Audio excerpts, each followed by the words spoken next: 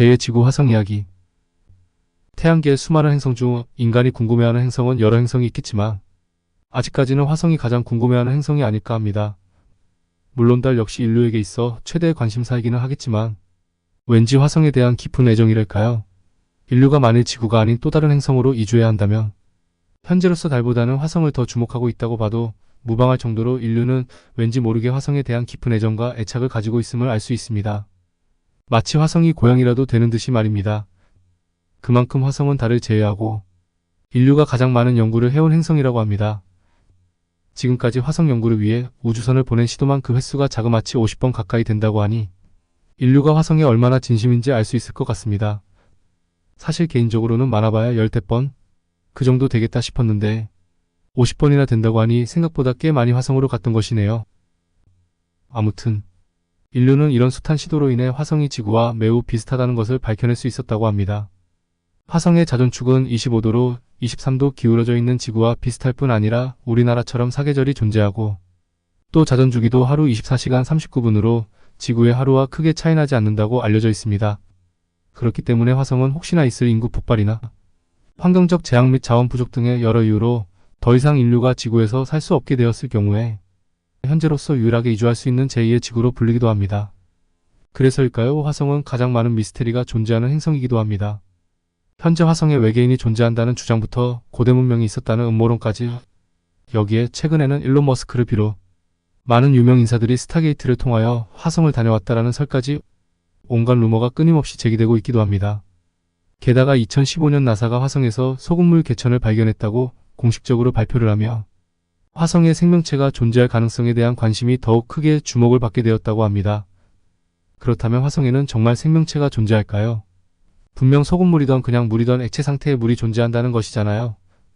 우리가 기본적으로 알고 있듯 분명 물이 있으므로 생명체는 존재할 텐데 그렇다면 정말 화성에는 우리가 그토록 바라던 생명체가 존재하고 있던 것일까요? 그래서 오늘은 화성에 대하여 좀 더 깊이 있게 파헤쳐 보겠습니다. 화성에 대한 인류의 관심은 꽤 오래전부터 시작됐다고 합니다. 1650년대 네덜란드의 천문학자인 크리스티안 하이언스는 망원경을 통해 화성을 관찰했고 화성의 자전주기가 약 24시간임을 추산했다고 합니다. 그리고 그는 최초로 화성의 지표면을 다양한 그림으로 남기기도 했습니다. 이어 1877년 이탈리아의 천문학자인 조반니 스키아파렐리가 천체 망원경으로 화성의 표면에서 수많은 직선이 가로질러 있음을 발견하게 되고 그 선들이 수로를 뜻하는 이탈리아어 카날리라고 불렀고 이 말이 영어로 운하라는 뜻을 가진 커넬로로 번역이 전해지면서 화성에 인공적인 운하가 있고 지구처럼 지적인 생명체가 살고 있을 것이라는 추측이 세계로 퍼져나가게 됐다고 합니다. 시간이 흐른 후 수로라고 알려졌던 직선 모양은 모래 폭풍이 만들어낸 착시 효과라는 것이 밝혀지긴 했지만 당시엔 그 가설이 큰 주목을 받았고 그때부터 화성의 생명체의 존재 가능성으로 갑론을 봐 끊임없는 주제로 자리 잡게 되었다고 합니다. 그리고 이런 인류의 호기심은 현대에 들어서까지 이어져 왔는데 1976년 화성 생명체 존재설이 강력한 지지를 받게 되는 한 사건이 발생합니다. 바로 화성 표면에서 사람 얼굴의 형상을 한 구조물처럼 보이는 인면함의 사진이 공개된 것이었습니다. 이 사진은 화성 탐사선 바이킹 1호가 지구로 보낸 화성의 모습을 찍은 다양한 사진 속에 있는 것이었는데 눈과 코가 뚜렷하게 보여 정말 사람의 얼굴과 비슷하게 보이기도 하여 전문가들은 사진 분석을 통해 이 구조물의 크기를 알아냈는데 넓이가 약 1.5km, 높이는 800m로 추정했다고 합니다. 일각에서는 인면함이 너무나 정교하고 거대한 구조물처럼 보이기 때문에 자연 현상이 아닌 누군가가 인공적으로 만든 것이라고 주장하기도 했다고 합니다. 게다가 인면함 주변에서 피라미드와 비슷한 모양의 돌들이 함께 찍혀 있어 화성에 아주 오래전 살다 멸망한 고대 화성 문명의 흔적이라는 화성 문명설이 정설처럼 받아들여지기까지 했다고 합니다. 더 나아가 음모론자들은 화성에서 이미 문명 공동체가 발견됐고 미국 정부가 이를 은폐하고 있다는 주장을 펼치기도 했는데 이에 나사는 2001년 같은 위치에서 찍은 고해상도 사진을 공개하면서 인면함은 안타깝게도 그림자와 각도에 의해 만들어진 착시 현상이라며 음모론에 대해 반박하게 됩니다. 나사가 내민 초근접 인면함의 사진을 보면 같은 사람의 얼굴 형태가 전혀 아닌 그저 거대한 바위 형상으로 보인다는 것을 알 수 있습니다. 이렇게 나사의 증거 사진까지 공개되므로 인면함에 얽힌 화성의 생명체 존재 가능성은 해프닝으로 끝이 나는 듯 했는데 2019년 흥미로운 내용의 논문이 발표가 됩니다.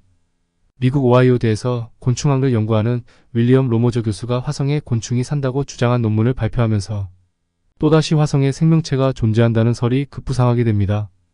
그가 내놓은 주장에 대한 근거는 다름 아닌 나사가 공개한 사진들이었습니다. 사진들을 면밀히 분석한 결과 머리, 가슴, 배 이렇게 세 부분으로 나뉜 전형적인 곤충의 몸을 가진 물체들이 있다라는 것이 로모저 교수의 분석 결과였습니다.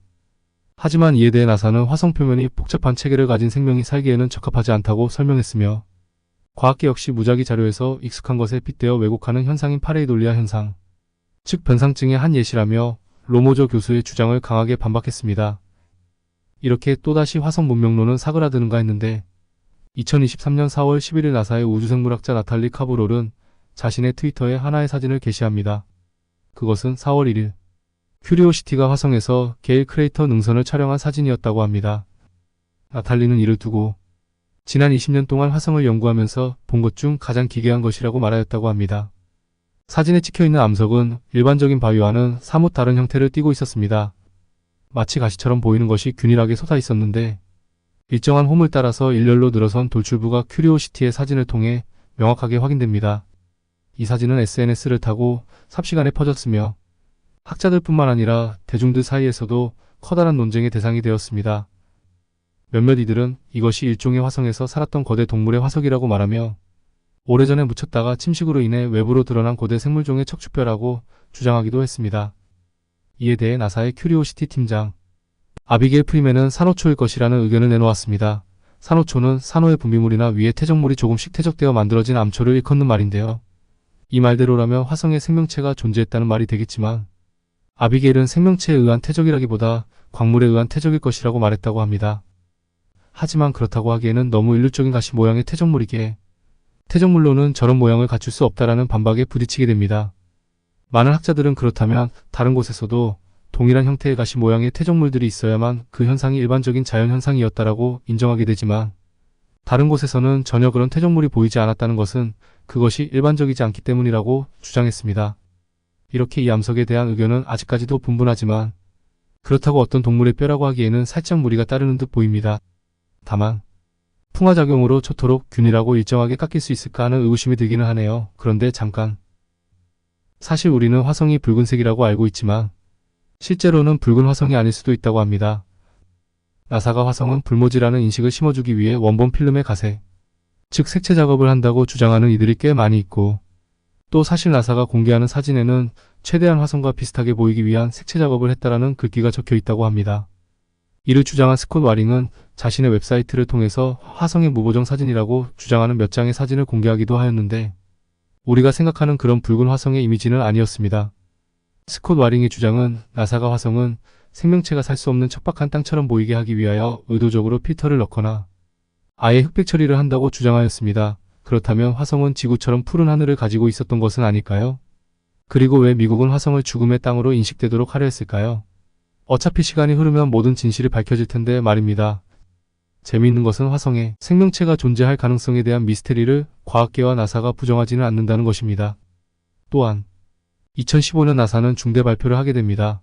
바로 화성에서 액체 상태의 염류를 포함한 물, 즉 소금물이 존재한다는 내용의 발표였는데 화성 표면에는 거대한 바다가 존재했던 흔적과 얼음 형태로 물이 존재한다는 점은 과거 화성에 대한 연구 결과를 통해 밝혀졌지만 액체 상태의 물이 지금도 흐르고 있다는 증거가 제시된 것은 이번이 처음이었다고 발표를 하게 됩니다. 그런데 물이 존재했었다면 일단은 생명이 존재했었다라는 말과도 같은 것이 아닐까요? 결국 그렇게 된다면 지구에서만 생명이 존재한다는 유일생명론은 없어져야 하는 것이 아닌가요? 이뿐만이 아니었습니다. 나사는 화성에 생명체가 존재할 가능성에 대한 증거라며 또 다른 발표를 하였습니다. 그것은 메탄이 발견되었다는 발표였는데 메탄은 생명체의 대사과정이나 부패하는 과정에서 내뿜는 부산물이자 미생물 존재의 가장 강력한 증거라고 합니다. 그러한 메탄가스가 검출되었다고 발표하였던 것입니다. 그러면서 화성은 불모지라는 것을 각인시키고자 붉은 행성, 죽음의 행성처럼 보이도록 색채 작업을 했다는 것이 참으로 아이러니합니다. 아무튼 지난 2019년 역사상 가장 많은 양의 메탄가스가 검출되었고 또 같은 위치에서 동일한 메탄을 발견하게 되었다고 합니다. 메탄은 태양빛에 의해 금방 분해되기 때문에 공기 중에는 오래 남아있기 어렵다고 합니다. 그렇기 때문에 온전한 메탄을 검출한 것은 화성 토양에 사는 미생물이 최근 방출했을 가능성이 가장 크다는 것이라고 합니다. 이렇게 미스테리가 끊이질 않는 미지의 행성인 화성, 제2의 지구로 불리는 만큼 화성에 대한 인류의 관심은 시간이 지날수록 더욱 커지고 있고 또 기술이 발전함에 따라 생명체 존재 가능성과 관련한 증거들이 계속해서 발견되면서 호기심을 더욱 증폭시키고 있습니다. 그렇다면 과연 화성에는 정말 생명체가 존재했을까요? 또 지금도 지하 깊숙이 어딘가에 그들이 문명을 이루며 살고 있을까요? 만일 화성의 깊숙한 내부나 보이지 않는 곳에 그들이 존재한다면 그들은 과연 어떤 모습을 하고 있을까요? 오늘은 이렇게 화성에 대하여 소개해드렸습니다. 물론 흡족할 만큼의 충분한 정보는 아니지만 언젠가 속 시원하게 밝혀진 그날을 꿈꾸며 오늘의 영상을 마치도록 하겠습니다. 감사합니다.